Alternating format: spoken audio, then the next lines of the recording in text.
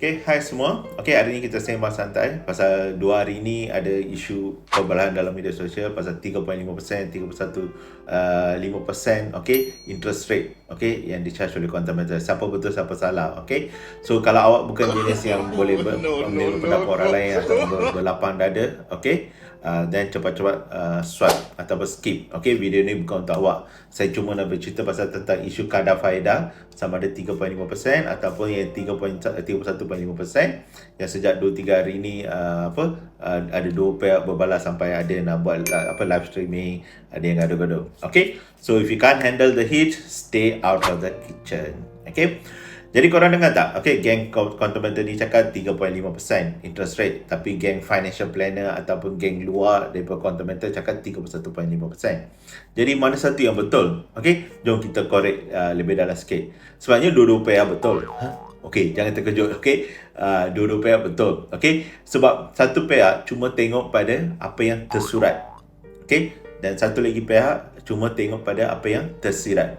Okay, jadi dua-dua okay, betul. Jadi tengok sampai habis. Okay, kita tengok apa gist of perbalahan ni atau siapa betul atau salah. Okay, tapi yang pentingnya tengok juga pada apa implikasi atau keburukan kepada diri kita kalau kita cuma tengok pada tersurat dan tak faham apa maksud tersirat. So 31.5% ni dia bukan orang kata kita boleh cuma tengok pada surface ataupun just kita ambil secara logik akal. Dia ada sebab kenapa bagi tahu. Sebab ke sini lah dia datangnya leverage ataupun cara mekanisme macam mana this business world. Okay, so business world ni boleh dua. Okay, the truth is always really pure and never simple. Okay, sebab tu kita kena kaji. Okay, apa sebenarnya. Okay, pernah dengar tak company photosynthesis atau company shampoo, okay, diorang nak naik harga tapi diorang tak naik harga, tapi at the same time sebenarnya diorang make more profit. Macam mana? Sebab sama ada dia kecilkan saiz ataupun kandungan ataupun dia buat macam-macam cara lah. Okay, harga dia masih maintain. So sebab tu sampai sekarang ni kalau tak saya Korea dia introduce satu law, kalau company-company yang buat macam tu dia tak naik harga tapi dia kurangkan kandungan, itu pun adalah satu kesalahan. Okay, so kita tak cakaplah Quantum Metal ni scam ke apa ke, okay, sebab belum terbukti. Unless you are macam Tom Belaga ataupun Geneva Gold ataupun apa lagi, Unicorn FX ataupun Gigamax baru ni. Okay, kalau nak tahu detail boleh search video-video yang pasal scam semua ni. Okay, itu semua dah terbukti.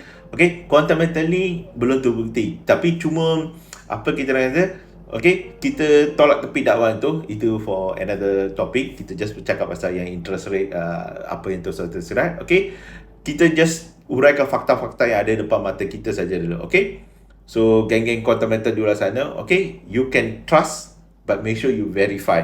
Okay, that's all we are asking. Okay, ataupun geng-geng luar asking. That's why saya tahu kenapa dia orang bagi tahu 31.5. Okay, so dia ada sebab dia. Okay, first sebelum go into that detail, kita sembang pasal leverage lah. Okay, leverage is a double-edged sword. Okay, orang yang tamak biasa sukalah. Sebab orang yang low risk profile mungkin tak. Sebab ini adalah mainan business world sekarang, leverage. Okay, nampak macam baik, okay, tapi sebenarnya boleh menjadi ini. Sebab tu dia double-edged sword. Okay, nak satu lagi contoh, maybe I can think about it. Okay, fikir pasal broker CFD, maybe forex ataupun any financial instruments lain. Okay, ada, kita tahu ada e-book. Okay, itu you all boleh google. Okay, e-book mungkin direct dengan liquidity provider ataupun straight to processing, tapi e-book ni dia ada mainan dia sikit.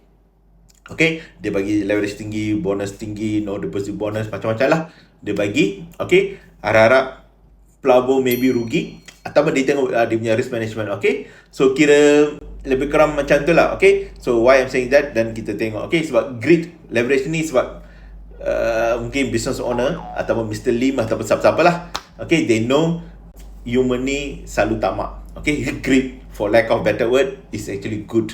Okay, Gordon Gekko dalam cerita Wall Street lah.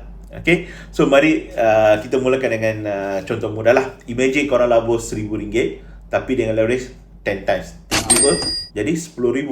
You cuma modal RM1,000 tapi dapat RM10,000. Okay, so wow, magic. Tapi dia ada cash. Okay, macam mana you dapat 9,000? Nothing comes free. There's no free lunch in this world, okay? So, jangan jadi don't be a pawn in someone else game lah, okay? Dia boleh gunakan, okay, kalau kita tahu macam mana cara gunakan. That's why ramai kat luar sana, okay, especially non-Muslim, okay, I'm not talking about halal haram kat sini, non-Muslim, dia akan cuba guna leverage because that's is to make a quick profit. Okay, tapi dalam fundamental ni, okay, lepas tahun interest yang patut dibayar oleh klien adalah 3.5%. Okay, ini betul, ini fakta. Okay, so there's no denial about it. Okay, tapi 3.5% daripada 9,000, okay, it's come to RM315. Okay, tapi geng-geng financial yang luar tu, ini yang jadi perbalahan tu, okay, dia kata 31.5% sebab dia ambil daripada RM1,000 modal. Okay, that's why 315 daripada RM1,000 sebab modal dia cuma RM1,000 je. Okay, dalam the first year, berapa yang dia kena charge. Okay, that's the fact. Okay, so macam dia macam creative accounting ataupun accounting kat luar, you can do whatever is general cash flow is most important. Kalau tak ada cash, company tak boleh nak survive. Okay, dalam accounting you creative, you boleh letak macam-macam lah. So it's something similar. Okay, that's why generally RM315 dia charge, so dia kira dia ni. Okay, tapi dia ada sebabnya kenapa ditengok daripada sudut tersirat. Okay, the truth will always the truth will set you free, but first it will piss you off. Okay, game financial ni macam diri detective lah, dalam drama detective sikit. Okay, dia cuba cari fakta, dia cuba cari bukti. Okay, macam Sherlock Holmes. Okay, kira faedah dengan mikroskop apa semualah. Tapi game quantum ni macam straightforward, James Bond. Okay, guna leverage, argument dia just okay 35% daripada kita punya hutang. Okay, tapi business owners, okay, biasanya takkan bagi tahu semua. Okay, sama seperti case yang potato chips ataupun shampoo. Okay, diorang sebenarnya naikkan harga, tapi dia tak naikkan harga pada surface. Harga remain same, tapi dia kurangkan kandungan ataupun size dia, chips ataupun net milliliter dia. Okay, so kita anggap harga tak naik, padahal sebenarnya per gram ataupun per mililiter harga naik. Itulah marketing deception atau decoy ke apa ke. Okay, they only tell clients or customers what they want to hear, not what they need to hear ataupun something like that. Okay, so the greatest enemy of knowledge is not ignorance. It is the illusion of knowledge. Okay, ni Stephen Hawking yang cakap lah. Okay, so you guys know where I'm going. Okay, this is why kena connect the dots. Okay, and see mana kita tengok. Okay, so okay, jom kita perbetulkan fakta sikit. Okay, so geng Quantometer selalu cakap harga emas akan naik setiap tahun. Okay, dan pasti akan meningkat. Okay, maybe I might be wrong. Okay, bukan semua yang cakap macam tu, tapi betul ke fakta ni? Okay, adakah harga emas akan naik saja tapi tak turun? Okay, sebab dia leverage ni macam pedang bermata dua. Okay, double sword. Kalau harga emas naik, untung besar. Okay, untuk klien lah. Okay, tapi kalau jatuh rugi besar. So that's why kalau tanya trader forex ataupun FCFD, dia orang boleh bagi tahu, okay, leverage ni boleh jadi double edged sword. Okay, untung besar tapi rugi pun boleh rugi besar. Okay, so next point. Okay, dalam pelaburan ni, apa yang selesa jarang beri keuntungan yang besar. Okay, cuma leverage ni itulah, kalau jatuh pasti rugi teruk. Macam judi lah, cuma dia kelas sedikit. Okay, I don't want to go into halal haram apa pasal CFD apa semua tu, tapi that's ni lah yang pasal leverage ni. Okay, contoh sekarang ni harga emas naik 10%, you akan untung dalam 100% lah dari modal asal sebab you have get 10 times leverage lah. Tapi harga turun, you pun akan rugi 100%. Okay, tapi of course geng fundamental akan argue, okay, selagi saya tak terminate, saya takkan rugi.